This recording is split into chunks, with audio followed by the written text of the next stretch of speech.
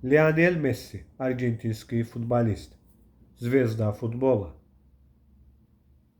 кумир миллионов фанатов. Его называют козелом. Точно сказать, его называют God. God с перевода на английского языка означает козел. Так расшифрует это слово. Greatest of all time. На переводе с английского самый великий на все времена. Козел – это символ масонов и тамплиеров.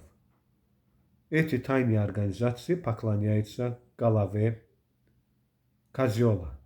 Если Месси самый великий, значит он и есть голова козела. Ему поклоняются.